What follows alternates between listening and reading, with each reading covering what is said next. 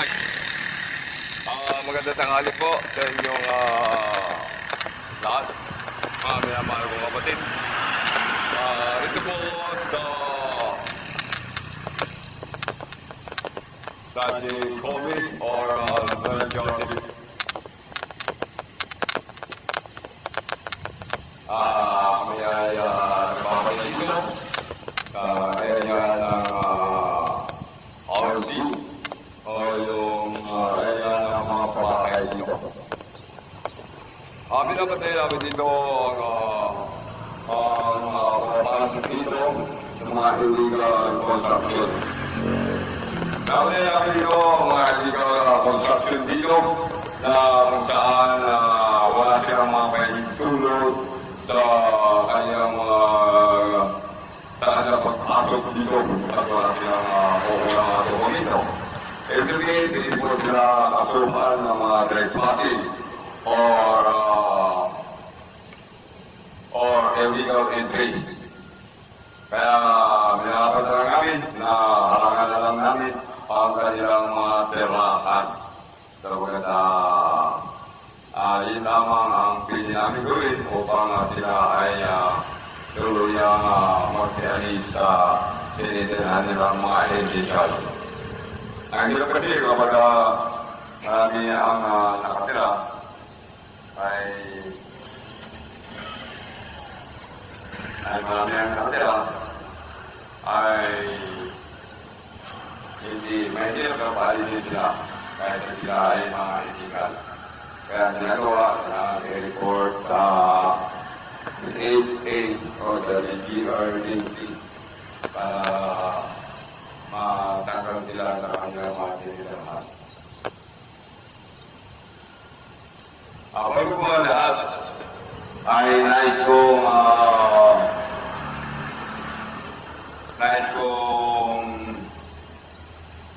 manalangin po muna tayo sa ating Panginoong Diyos Jesucristo na nagbigay sa atin ng magandang buhay, magandang bukas, at tayo ay nakakita pa at nakikita natin ang buong paligid sa ibabaw ng mundo. Nakikita natin ang sa ibabaw ng mundo, yung mga illegal entry. Kaya magdamag mo ko din. Ayaw po ang NPA. Tayo ay nag-i-pay dito sa ating mga trabaho. Kaya medyo Patawin ako po kayo ng magandang matigabong maapakan at magpapasalamat sa ating lahat. Magandang nais po natin na mapanatili po ang kainsan sa paligid. Okay, ayos na po po na salamat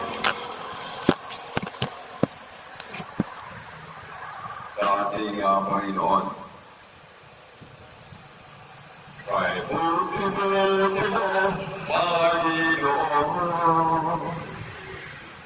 sa lahat ng oras, sa bawat araw,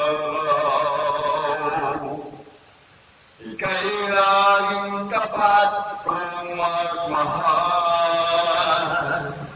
Ang ikaw magpawalang hanggan. Pinupuri sinasamba kita, dakilang Diyos at Panginoon. Tuloy nga'y kay walang katulad, tuloy nga'y ko'y di napatalo. Mabuti ang Diyos na sa atin nagmamahal. Pinupuri, sinasamba kita, dakilang Diyos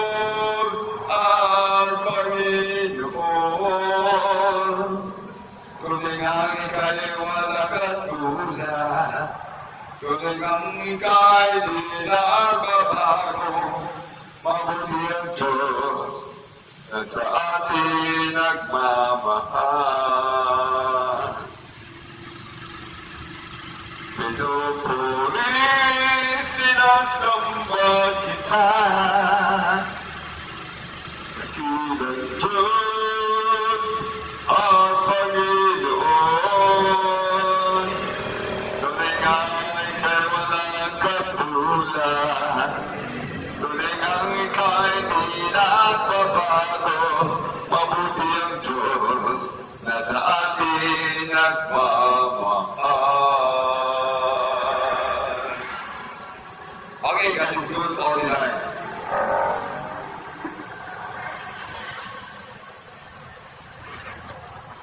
Mga kapatid, ay kung salamat tayo sa ating Panginoong Diyos Kristo, pasalamatan natin ang kagandahan ng panahon.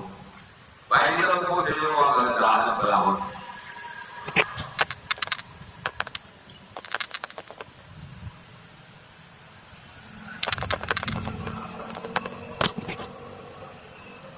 Maluwalas po ang kagandahan ng panahon. Tayo ay naging masigla at maaraw ang panahon sa katanghalian. Kaya tayo ay papasalamat ng taos puso. Kaya mga naman po kapatid ay invite kayo sa ating Panginoon upang tayo ay pagpatuloy sa ating pananampalataya sa Kanya. Kailangan natin sa umaga ay manalangin upang salamatan natin ang ating Panginoong Diyos sa araw-araw nating nalatamasa sa lahat ng biyaya na pinagkaloob sa atin at tayo ay iningatan sa lahat ng oras at sa lahat ng panahon. Kaya mga minamahal ko ulit, napakabuti ng ating Panginoon sapagkat siya ay wala tayong problema. Bagamat nagkakaroon man tayo ng mga konting problema, ay nasusolusyonan agad kapag tayo ay nasa Kanya. Tayo ay sumasampalataya sa Diyos na kahit hindi natin siya nakikita. Kaya, yan po ang napakagandang mensahe ng ating Panginoon. Lord, kami po ay lumalapit sa iyo upang pasalamatan ka ng tao sa puso. Buong puso, pasalamat, buong maluluwa, buong pag-iisip at buong lakas. Kaya mga Panginoon, ang aming kapwa, ang aming mga magulang ay buong puso namin nilamahal ang aming mga magulang, kapatid at mga kabataan at lahat ng mga kaibigan namin ay nilamahal po namin sapagkat sila ang inspirasyon at palarawan ng ating Panginoong Diyos. Kaya tayo ay lalo-lalo na ang ating sarili na dapat natin mahalin sapagkat ang pagmamahal natin sa ating sarili ay para tayo ay makapaglingkod sa Panginoon. Kapag ang paglingkod sa Panginoon ay napakalakila para sa Kanya na siya ay pinapupuri na natin, pinasasalamatan at tayo ay binibigyan natin ng kasiyahan ng ating Panginoon upang papurihan siya. Salamat sa Diyos sa pangalan ng ating Panginoong Yesu Cristo. Amen and praise the Lord. Hallelujah. Praise the Lord. Hallelujah.